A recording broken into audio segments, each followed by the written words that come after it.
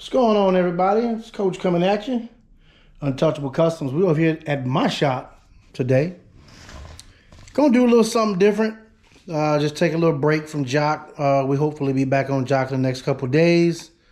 Jock should be coming out the metal shop within the next 7 to 14 days. And we'll bring you that footage. But today, we're gonna talk about the donor car that I bought. That I used some parts to help put Jock together. Obviously, you see the fenders are missing. This is a 4-door car picked up in St. Clair Shores, Michigan, a little over a year ago. I want to say I got it last in October of 2024. So I've had a little bit over a year. I really think the car is cool. You know, if I had the room and the money, I would make this a driving 4-door as is. That, you know, you don't see very many 4-doors, Coronets around. You know, most people take them and cut them up and, you know, use them to finish a Charger or a Super B. You know, using the fenders, you can use the whole front cowl over here. You can use the frame rails from front to back and the whole floor. The trunk can be used. Tail lights can be used if you're doing a Super B or a Coronet. So, what I'm going to keep off of here, first I was going to cut the whole cowl off and put it on the B, but I didn't want to cut this car up. So, I have a couple of guys interested that want to put the car together and drive it as a 4-door Coronet. And I'm really hoping one of them comes to pick it up and actually does that. But, I mean, as you know, I can't control what somebody wants to do once they're done. So, what I'm going to do today is there's a guy that wants some video footage of it in its current state. So that's what I'm going to do. You know, I'm keeping the wheels and tires. You know, I'm going to have that sleeper look for Jock. I'm going to paint the wheels the same color as the car. Put some new tires on it. These tires are not road worthy, but they are worthy as they sit for that purpose. And then I'm going to send this video to this gentleman who would like to see it. I need to get some more light back here. This lighting is kind of bad. So what I plan to use is I would like to keep the front cradle because this has front disc brakes. I don't know if I'm going to use them just yet, but I'd hate to get rid of them and then decide to use it. I want to use this K-frame. The suspension parts are a lot better than the one that came off of Jock. But at the same time, I need to rebuild the whole front, you know, build it back up anyway. I mean, these control arms, you know, those are old. The rubber's dry rotted, you know. So I mean, this still needs to be rebuilt, whether I keep it or not. But I would prefer to keep it, just to have, you know. I went to a swap meet on Friday, all Mopar swap meet in Indianapolis. Really, really awesome show. A lot of vendors there, a lot of NOS stuff. No, not NOS stuff, but a lot of OEM stuff that, you know, needs to be restored. Or, you know, it had some new stuff as well.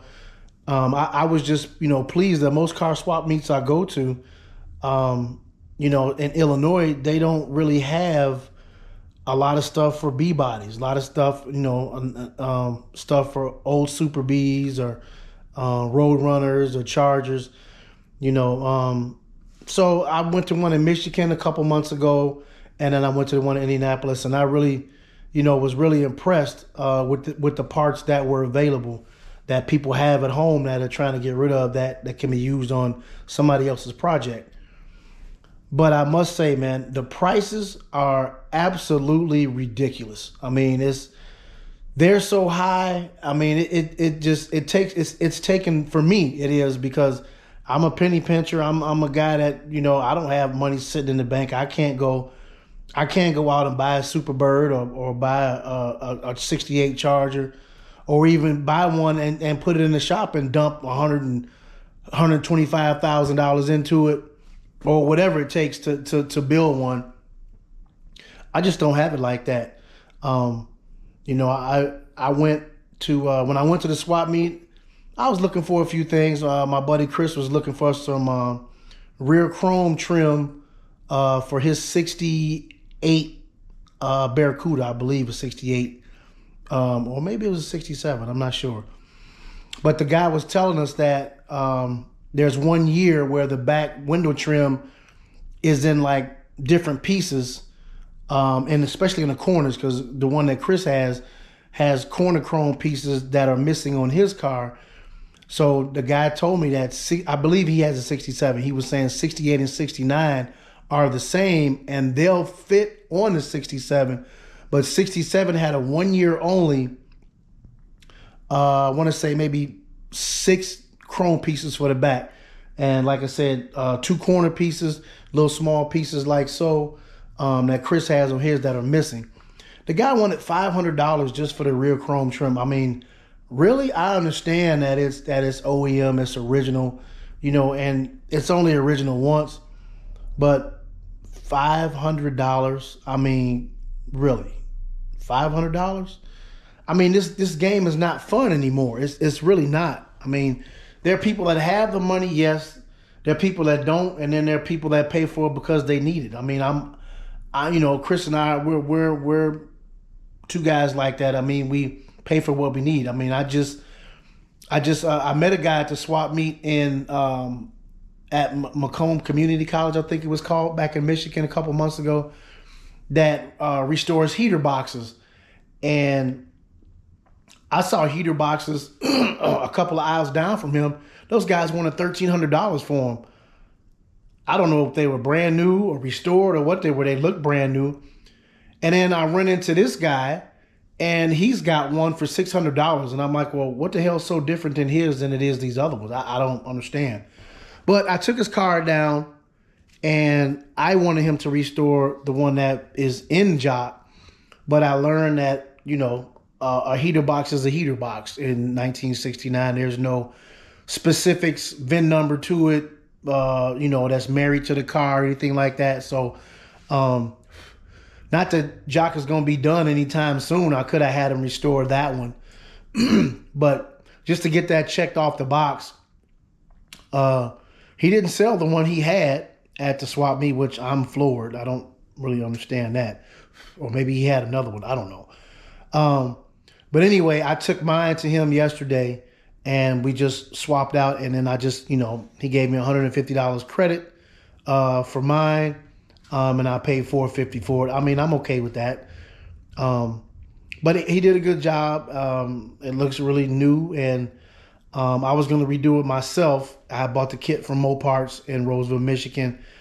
Then I watched a video of a guy doing it, and it looked pretty cool. But, when I saw this one that was restored, I'm like, well, I'm probably not going to be able to do mine like that. Or, I'm just not, I could have done it, if I took the time, but it was just easier for me to swap it out. So I did it. So like I said, what I'm going to do here is I'm going to take some footage for this gentleman who messaged me on Messenger. He's interested in it.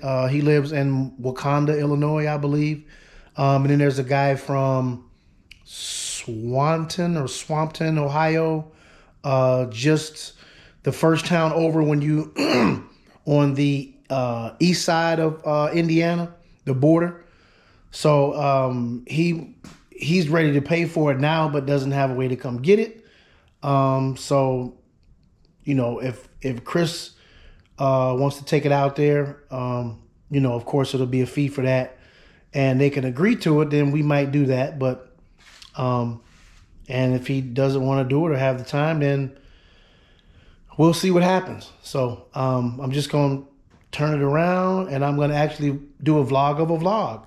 I'm going to record myself recording the four-door for this gentleman in Wakanda.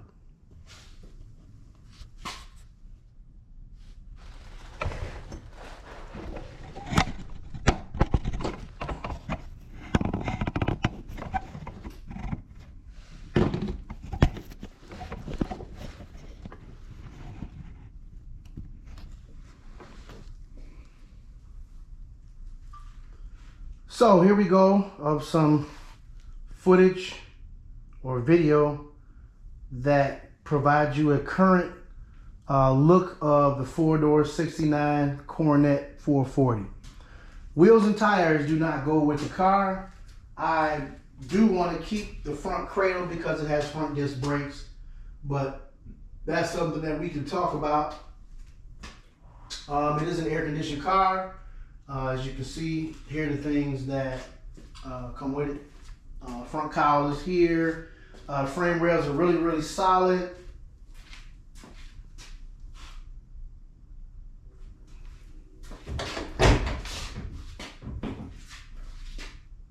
Door panels are kind of cheesy. That one was missing. I think there's some part of it in the back, but not as complete as the others. Let me get a flashlight for you.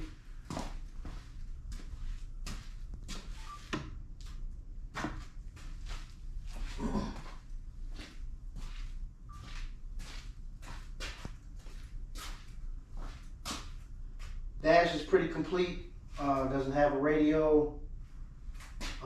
Everything else is here. Switch for the AC unit. That was like that when I got it. It did not have the glove box in there. There is a partial build sheet, which is what's in the seat, and it's right here. What is left of it? I did not attempt to put it together. Okay.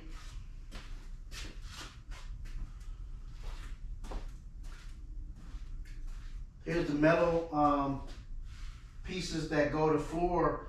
I don't know what happened with the floor, but the way that you'll see it is the way that it is. I have video of it. I can send it to you. Here's the AC stuff, air conditioning stuff. Right here, right here. This is all the chrome trim. These 3 metal pieces are to fix the holes in the floor. Here's a gas tank right here. Gas tank that it comes with. That was in the car, in the trunk when I got it. Tail lights, this whole assembly here is really, really clean. The trunk lid came off of my Super B. It needs work. I don't know if you have that already or not, but as of right now, this is not a part of it. It is for sale though. I do have the front fenders from my Super B that also need work. I have pictures of them. If you'd like to take a look at them, I have pictures of them.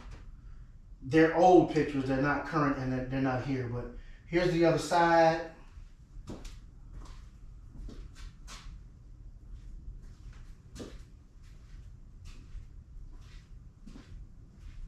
This bumper, it's got a dent in it. I mean, it's usable, but of course it's not shiny. The front bumper is no good, really. But that's pretty much it. I mean, it's not a perfect car, but it's very doable as far as making it a driver. It's just gonna need cleaning up a little bit. And like I said, I do have video of it underneath. So if you would like that, let me know.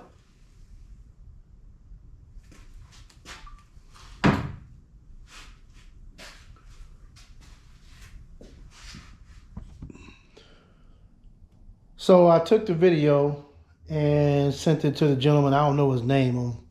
His name is ARS on Facebook, so I don't know what that means. And he wants to come see it on Tuesday.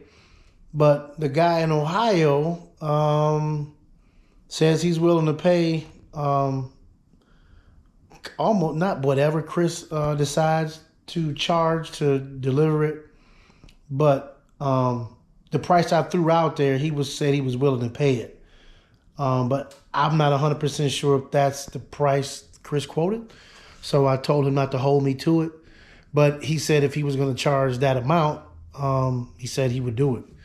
So then that becomes interesting. I mean, like, I've been trying to sell this car for almost since I took the fenders off. I have, and Um, I've had some really low offers. I think the car brings a lot more to the table. I mean, you know, stuff is only original once, and this front cowl is all original. So, that alone, could bring $500. The AC air conditioning stuff, which is really not desirable. Some people they do want it. The guy that I bought my heater box from said, it's worth $500 to $700. Because I have all the components for it. That's $1,000. I've had offers of $1,000. The front cradle is, I've seen them at swap meets for $500. This is complete. Although it needs some new bushings and stuff like that. That's $1,500 right there. I have my fenders off of my Super B that need work, but a good set of fenders are going to cost you $2,000 to $3,000 if they're super, super solid. Mine are fixable, and I think they're worth $500 to $700 since everything else is so high. I had a guy turn his lip up on that. I'm like, they're not doing me any good. And if somebody's a body man, like I said, I'm not gonna give them away for $300. Because you can't even find them on Facebook in the condition that I have mine in. So they're not even posted. So that alone makes them worth more than $300. And I have a trunk lid that came off the B that needs work, but it's the original trunk lid to the car. So it has some value to it.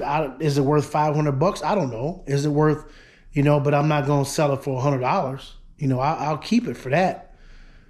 So there are some parts to this car that are very, very usable, and $1,000 is not going to get it. It can sit right where it's at. But now I have the dilemma of two guys that messaged me on the same day.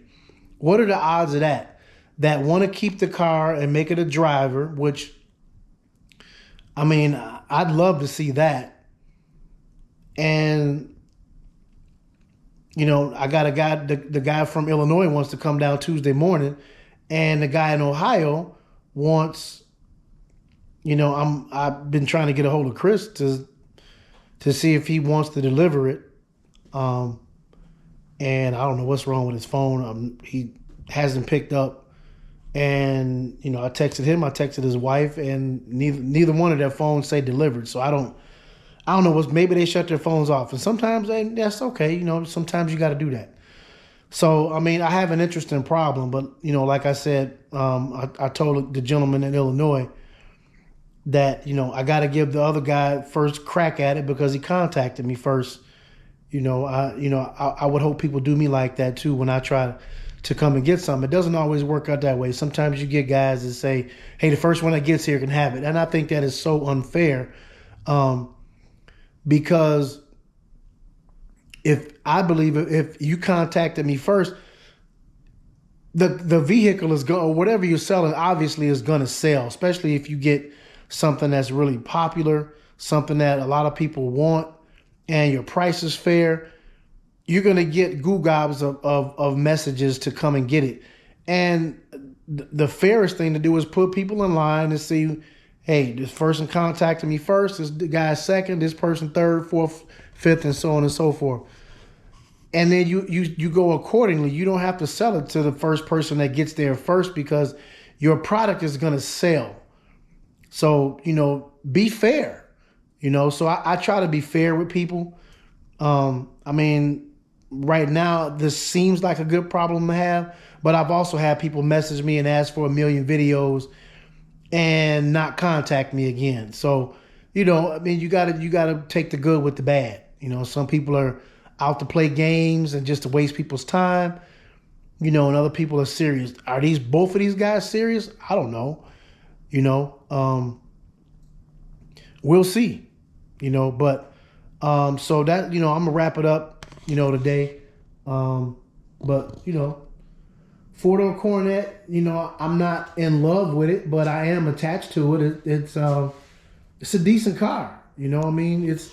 It's something, like I said, if I had the money, I would have, you know, I would have left the 383 in it that came with it and got it running, and you know, and got it driving and just drove it like this. You know, old stuff was only original once. You know, so I'd kind of leave it like it is and just drive it. I mean, if I could have did that to my dad's car, I would have done that. But you know, sitting outside for 24 years, is probably not the greatest idea to just, you know, get it running, get it roadworthy. You know, when there's so much, you know, frame rails, rusty floor, Swiss cheese full of holes, you know, trunk floor, just Swiss cheese, just, you know, not a safe car to drive, you know. So, not to mention all of the, you know, the mice that have lived in it over the years, and that was, you know, just made a home out of the entire car. So that wouldn't have been cool either. So, you know, hopefully we'll get it running in due time. But, you know, time is money and money is time. So especially in this case. So that's it for now.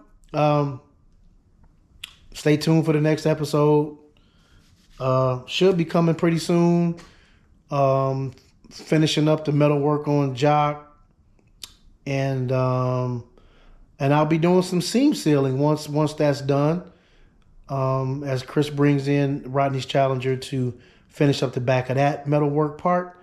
And then both of the vehicles will be getting prepared for paint, which that will take some time in itself too. So make sure you like this video, subscribe to the channel, and turn that notification bell on so that next time I post a video, you will get notification. Until then, yeehaw! It's Coach coming at you, Untouchable Customs. Later.